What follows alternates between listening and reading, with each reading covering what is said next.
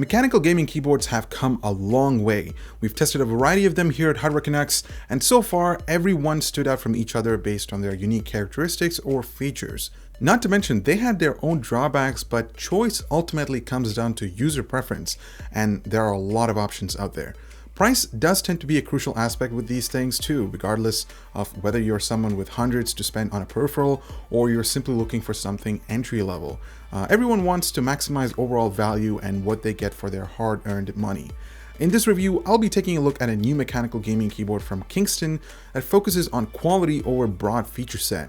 But will that be enough to justify a price that some gamers may consider overly expensive? So before we move on, quick message from our sponsor.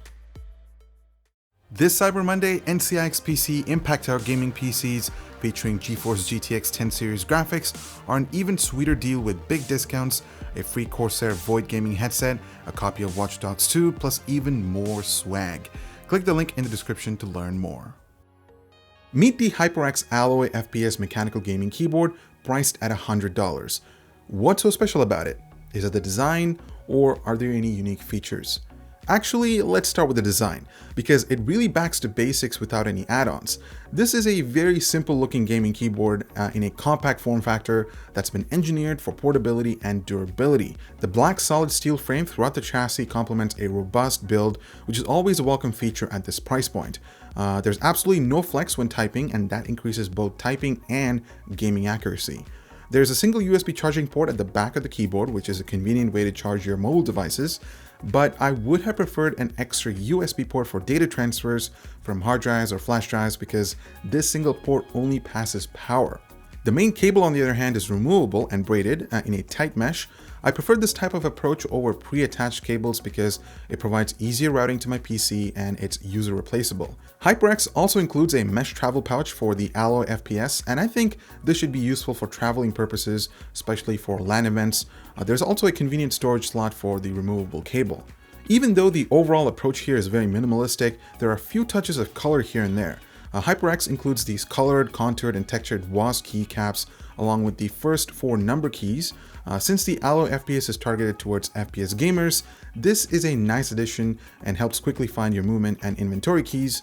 A keycap removal tool is also included. Media playback buttons are programmed to the function key, plus there's a game mode on F12 that disables the Windows key. The keyboard also features full N key and 6 key rollover, and to enable that you'll need to press the FN plus delete key and FN plus insert key respectively. Unfortunately, this information is not provided in the manual nor on the website. It's very disappointing to have all the marketing material drowning out useful information that is missing, but good thing they've added that portion after we brought it up. The lighting on the Alloy FPS is pretty basic, but that's by design rather than anything else.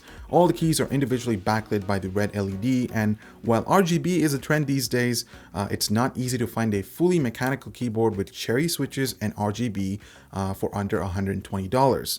HyperX opted for Cherry MX blue switches on the Alloy FPS gaming keyboard, and I found that to be a bit odd. Now, most of you might be comfortable gaming on MX blue switches, but the majority of gamers prefer MX reds or browns because the actuation force is a lot lighter compared to blues. This can be a major disadvantage for FPS gamers because from my experience, these switches are not so good for fast actions like changing weapons or movement throughout the gameplay. On the other hand, MX Blue switches are great for productivity purposes because they have great tactile feedback and a little bit of resistance for actuation, and I like that for writing scripts and emails. But for gaming, I just wish they offered MX Reds or perhaps a custom switch, since that's slowly starting to become the trend these days. Let's have a listen.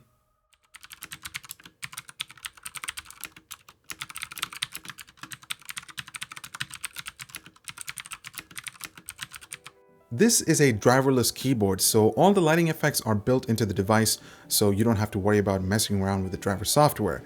That can be considered either positive or negative depending on what you expect from a peripheral. There are 6 lighting modes that are selectable by pressing the function key and the left and right arrow keys. There's static effect, breathing, and then comes the keystroke effect followed by ripple.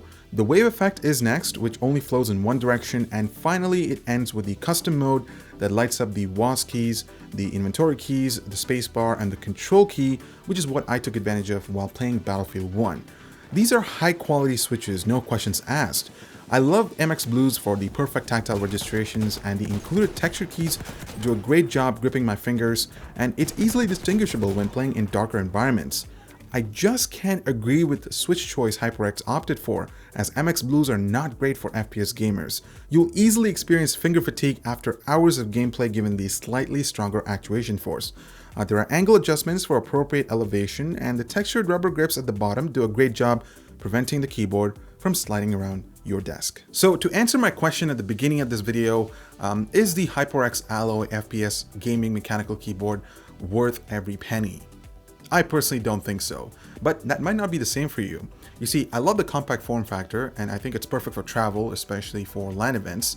The build quality is great, and the accessories that are included in the box are useful, and I like the red backlighting. What got me was their switch choice. The Alloy FPS is targeted towards FPS gamers, but as an FPS gamer, I would have preferred an option of at least MX Reds due to their lighter actuations. Now, you might prefer MX Blue switches for gaming, and in that case, this might be a great keyboard for your needs. I'd like to hear your thoughts on whether or not HyperX chose the right switch for the Alloy FPS gaming keyboard. Do you prefer MX Reds, Blues, or Browns, or are you spoiled by another switch that isn't cherry? Let me know in the comment section down below. I'm Ibor with HyperX. Thank you so much for watching, and we'll see you in the next one.